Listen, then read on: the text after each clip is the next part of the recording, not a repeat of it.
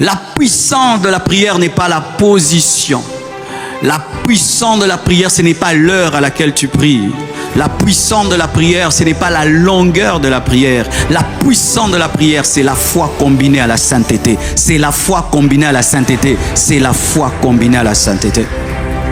Un jour, j'étais très impressionné par le ministère de Yonggi Cho. Yonggi Cho a bâti la plus grande église en Asie et pendant un temps, c'était le pasteur de la plus grande église du monde. Et tu t'imagines, un homme qui avait une église d'1 million de personnes, ils ont 7 cultes.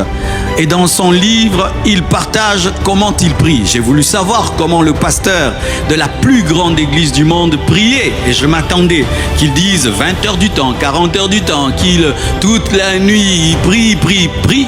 Yonggi Cho dit qu'il prie 1 heure le matin, 1 heure à 12 heures, 1 heure le soir. J'ai dit seulement moi, j'étais fidèle.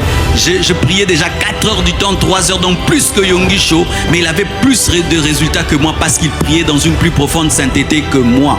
Dieu ne te demande pas de durer dans la prière. Dieu te demande d'obéir à sa parole. Dieu ne te demande pas de crier dans la prière. Dieu te demande d'obéir à sa parole. Dieu ne te demande pas des prières compliquées. Dieu te demande d'avoir une sainteté profonde.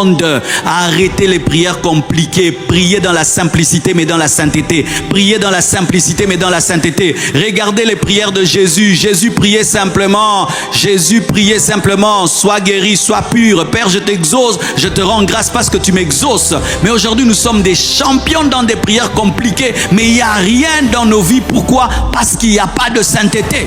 Et nous ressemblons de plus en plus à des prophètes de Baal.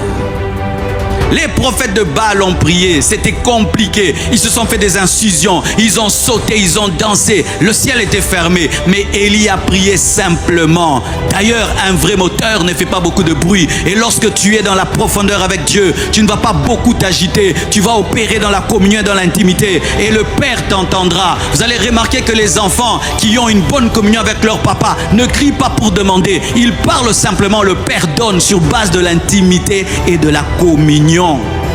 Mettez vos vies en ordre.